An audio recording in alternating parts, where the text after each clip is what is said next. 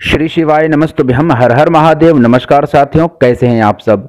देखिए, कल है सफला एकादशी और वर्ष 2024 की यह पहली एकादशी है। और इस एकादशी के दिन यदि आप कुछ ऐसे विशेष उपायों को करेंगे जिससे आपके जीवन में चल रहे जो भी कष्ट हैं वह सभी समाप्त हो जाएंगे। देखिए, एकादशी का दिन बहुत ही विशेष दिन होता है और यदि आप इस दिन जो भी उपाय करते तो उसका लाभ आपको अवश्य मिलता है और महादेव की कृपा से आपके घर में धन धान्य व समृद्धि बनी रहती है। देखिए, वैसे तो एकादशी के दिन भगवान विष्णु के एकादशी का व्रत को किया जाता है। एकादशी व्रत से संबंधित सभी नियमों का पालन किया जाता है, उनका जो पारण तारण किया जाता है, व्रत किया जाता है। तो ये सभी विशेष कार्य किए जाते हैं यदि जो भी व्यक्ति एकादशी के दिन भगवान विष्णु का व्रत रहता है। किंतु साथियों, यदि आप एकादशी का व्रत करने में समर्थ नहीं हैं, किसी भी कारण से आप एकादशी का व्रत नहीं कर पाते हैं, तो कुछ विशेष उपायों को कर लेने से आप भगवान विष्णु और माता लक्ष्मी की कृपा को प्राप्त कर लेंगे। आज की इस वीडियो में हम 3 ऐसे विशेष उपायों को समझेंगे जिसके माध्यम से आप अपनी सभी प्रकार की समस्याओं का समाधान कर सकेंगे। देखिए, पहला जो उपाय यहाँ होगा वो होगा धन की समस्याओं को लेकर के।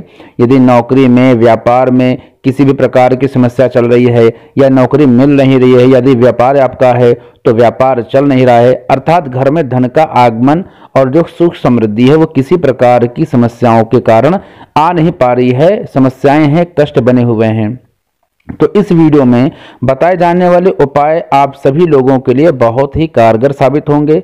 इसके अलावा यदि आप विवाह की संबंधित समस्याओं को लेकर के जूझ रहे हैं, विवाह के जो मुहूर्त है वो नहीं बन पा रहा है या शुभ मंगल कार्य नहीं हो पा रहे हैं, तो इन सभी प्रकार की समस्याओं के समाधान के लिए आपको इन सभी प्रकार के उपायों को अवश्य करना चाहिए। देखिए, जितने भी उपाय आपको बताए जाएंगे ये बहुत ही विशेष उपाय हैं। इन उपायों को करने से लोगों का कल्याण होता है और जो लोग अपनी मनोकामना की पूर्ति करते हैं वे इन उपायों को अवश्य करते हैं। तो उसके पहले साथियों, आप सभी से एक विनम्र निवेदन है कि यदि पहली बार मेरी आवाज़ सुन रहे हैं तो कृपया चैनल को सब्सक्राइब कर लीजिएगा, वीडियो को भी लाइक कर दीजिएगा और कमेंट बॉक्स में भगवान विष्णु और माता लक्ष्मी की जय अवश्य लिखिएगा। देखिए, इन उपायों को कैसे करना है तो इसके लिए आपको वीडियो को अंत तक देखना होगा जिससे आप किसी भी प्रकार की गलती करने से बच सके और आपका जो उपाय है वह त्रुटि रहित होकर के सही से सिद्ध साबित हो सके। देखिए मित्रों, यहाँ समझ लेते हैं कि कौन कौन से उपाय है। तो पहला उपाय उन लोगों को करना है जिनके घर में धन धान्य की बहुत ही समस्या है, धन धान्य की कमी से जूझ रहे हैं और धन की कमी के कारण अत्यंत कष्ट आपको आपके जीवन में मिल रहे हैं। तो यह उपाय उन लोगों के लिए विशेष कारगर साबित होगा। देखिए, इस उपाय को करने के लिए आपको भगवान शिव के मंदिर चले जाना है और सामग्री के रूप में आपको गन्ने का रस ले लेना है और एक शुद्ध देशी घी का दिया आपको बना लेना है और इन दोनों सामग्री को लेकर के आप भगवान शिव के मंदिर चले जाइए।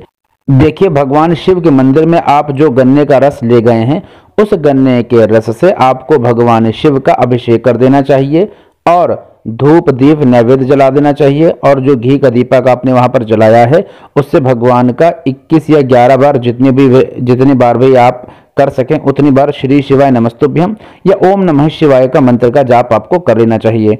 इस उपाय को करने से धन से संबंधित जो भी प्रकार की आपकी समस्याएं हैं उन सभी प्रकार की समस्याओं का समाधान हो जाएगा। देखिए, दूसरा विशेष उपाय है और इस उपाय को भी आपको अवश्य करना चाहिए। साथियों, मैंने आपको बताया कि एकादशी के दिन भगवान विष्णु का व्रत किया जाता है। तो यदि आप इस दिन एकादशी का व्रत कर रहे हैं तो जो व्यक्ति भी एकादशी का व्रत कर रहे हैं उन व्यक्तियों के लिए यह उपाय है, यह उपाय उन्हें ही करना चाहिए। देखिए, इसके लिए आपको क्या करना है कि आपको एक नारियल ले लेना है। नारियल आप सूखा वाला लेंगे जिसे आप गरी कहते हैं, जिसको कि उपयोग किया जाता है मिठाई इत्यादि में। तो इस नारियल को ले लेना है आपको, सूखा नारियल जो होता है, और इस नारियल को लेकर के आपको इसके ऊपर से काट देना है। फिर इस नारियल के अंदर आपको बूरा जो कि घी में सान करके उसको आपको तैयार करना है। यदि आपको बूरा नहीं मालूम है तो क्या होता है तो मैं आपको बता दूं, आप अपनी स्क्रीन पर इसका चित्र भी देख पा रहे हैं। बूरा एक प्रकार की पिसी हुई शक्कर होती है और इस शक्कर में आपको जो देशी घी है उसको मिला देना है। फिर इस गरी के जो गोले में इसे आपको भर देना है। भरने के बाद जो उसका कटा भाग है उससे उसको बंद कर देना है और बंद करने के बाद इस गरी के गोले को लेकर के आपको उस स्थान पर चले जाना है जहां पर आपको इसे जमीन में गाड़ देना है।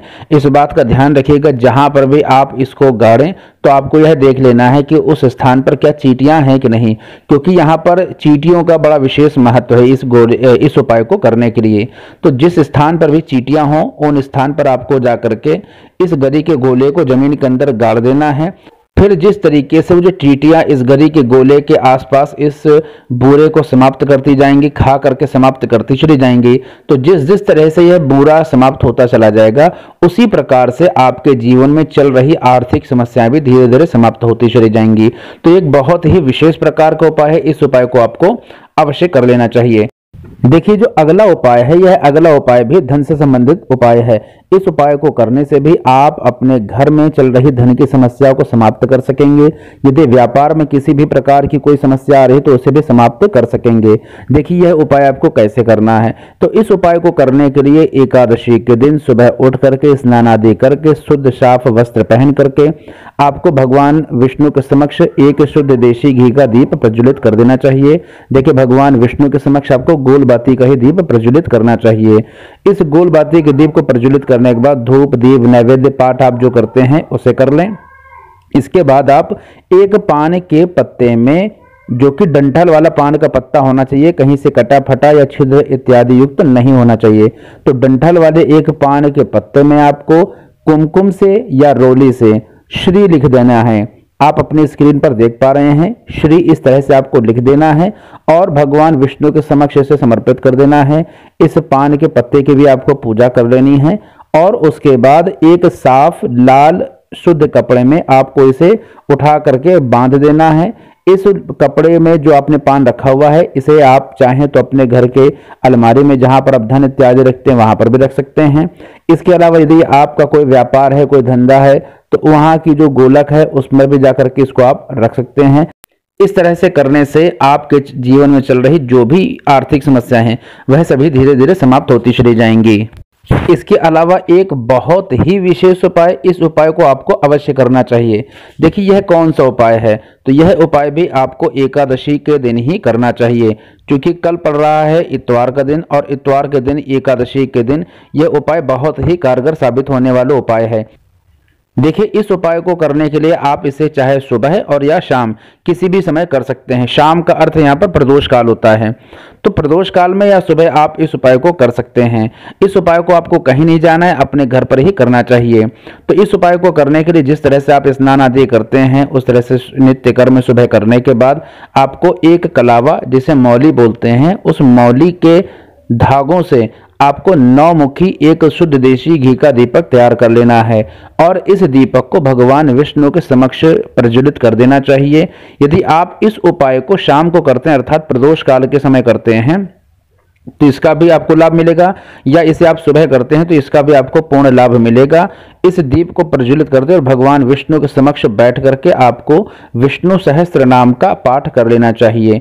यह दोनों बातों को ध्यान रखिएगा। मैंने आपको बताया कि मौली या कलावे से आपको 9 मुखी दीप बना लेना है और उसमें घी डाल करके उसे प्रज्वलित कर देना है भगवान विष्णु के समक्ष, और भगवान विष्णु के समक्ष आसनी बिछा करके आपको विष्णु सहस्त्र नाम का पाठ कर लेना चाहिए। इस उपाय को करने से आपके जीवन में चल रही जो भी किसी भी प्रकार की कोई यदि समस्या है, चाहे व्यापार को लेकर के या किसी भी प्रकार के धन की समस्या है, तो वह सदैव के लिए धीरे धीरे समाप्त होती चली जाएगी। ये बहुत ही कारगर उपाय है और इस उपाय को आपको अवश्य करना चाहिए। देखिए, जो अगला उपाय है यह अगला उपाय उन लोगों के लिए है जिन लोगों के विवाह में अड़चन आ रही है, किसी न किसी समस्या के कारण विवाह कार्य संपन्न नहीं हो पा रहा है, किसी न किसी समस्या के कारण विवाह में जो मंगल मुहूर्त नहीं बन पा रहा है, तो यह उपाय उन लोगों को करना चाहिए।